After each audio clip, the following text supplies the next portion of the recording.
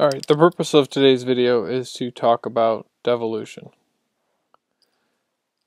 Devolution, a belief held more firmly by Republicans and Democrats, holds that federal authority has extended too far into the areas traditionally governed by state and local governments.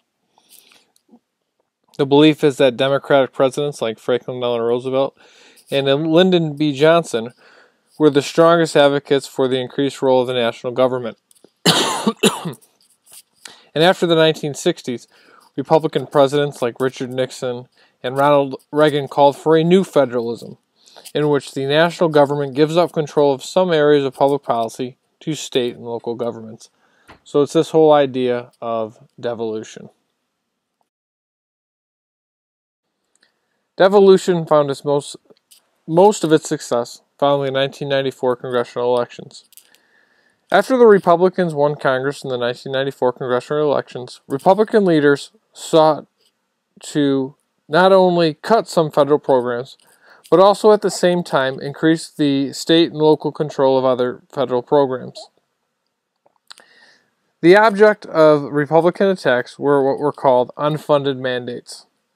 Unfunded mandates were federal programs that require action by state or local governments but provide little or no sufficient funds in order to pay for it. For example, state and localities were required by federal law that all their buildings be handicap accessible, but there were no funds provided to make sure that the state and local entities could provide that.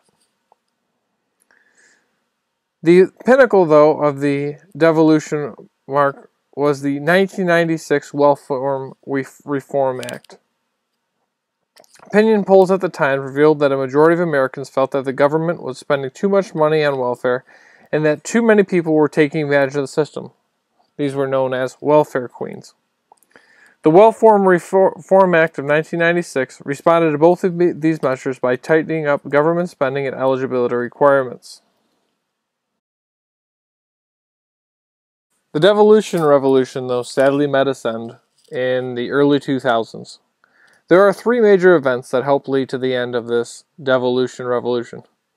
First was the implementation of the No Child Left Behind Act by George W. Bush, which thrust federal authority deeper into state and local educational policy. The No Child Left Behind Act required states to test their children every year to measure student learning. Not only did this lead to schools teaching the test, but it also, the No Child Left Behind Act was also significantly underfunded. In addition, following the September 11, 2001 terrorist attacks, the government created the Department of Homeland Security, which increased federal government responsibility that had largely been held exclusively by state and local governments before then. And then finally, with the federal government's response to the economic crisis of 2008, not only with the federal bailouts of the auto companies and banks, but in addition, federal stimulus dollars were passed and were going to be provided to each of the states. These federal stimulus dollars were met with mixed responses by Republican governors on whether or not they were going to take the dollars.